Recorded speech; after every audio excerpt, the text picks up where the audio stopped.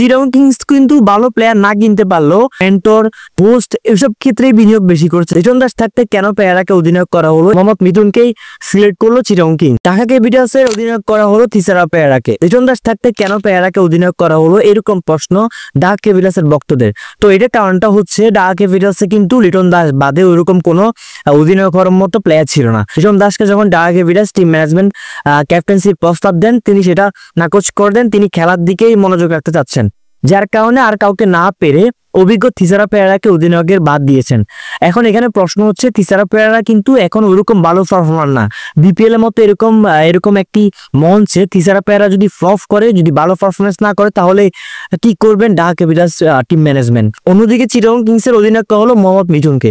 যেহেতু মোহাম্মদ মিঠুন ছাড়া আর কোনো ভালো অপশন ছিল না, যার কারণে মোহাম্মদ মিঠুনকেই সিলেক্ট করলো চিটাগং কিংস। বিপিএল শুরুতে আর বেশি দেরি নেই, তারপরও অন্যান্যবার আমরা দেখতে পেয়েছি যে সব দলের অধিনায়কদের নিয়ে জার্সি উন্মোচন হয়েছে, ট্রফি উন্মোচন হয়েছে, সবাই মিলে দাঁড়িয়ে ফটোশুট করেছেন, কিন্তু সেবারের মতো এরকম কিছু দেখা যায়নি এইবারের আসরে। এখনো পর্যন্ত অনেক দল তো তাদের অধিনায়কের নামই ঘোষণা করেনি, জার্সি উন্মোচন তাদের বাকি রয়েছে। দুর্বার রাজশাহী তাদের অধিনায়ক করেছেন এনামুল হককে এবং এনামুলের ডেপুটি হিসেবে রেখেছেন তাসকিন আহমেদকে। বিপিএল এর উদ্বোধনী খেলা হচ্ছে ফরচুন বরিশাল এবং দুর্বার রাজশাহীর মধ্যে।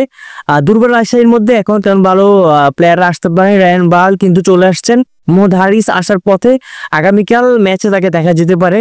অন্যদিকে ফরচুন বরিশাল কিন্তু তাদের শক্তিমাত্রা নিয়ে মাঠে নামে। যে চারজন বিদেশি খেলবেন তারা হচ্ছেন কাইল মায়ার্স, শাহিন শাহ আফ্রিদি, মোহাম্মদ নাবি এবং ডেভিড মালান। এই চারজনকে আমরা প্রথম ম্যাচের একাদশে দেখতে পারি। চিটাগং কিংসের মেন্টর শহীদ আফ্রিদি চলে আসছেন ইতিমধ্যে। চিটাগং কিংস কিন্তু ভালো প্লেয়ার না কিনতে পারলেও তাদের বাইরে যে মেন্টর, তারপর হচ্ছে হোস্ট, এসব ক্ষেত্রেই বিনিয়োগ বেশি করছেন, কিন্তু বড় মানের কোনো বিদেশি খেলোয়াড়দেরকে তারা এখন নিশ্চিত করতে পারেনি। মঈন আলী এখনো অনিশ্চিত, মঈন আলী আসার সম্ভাবনা খুবই কম।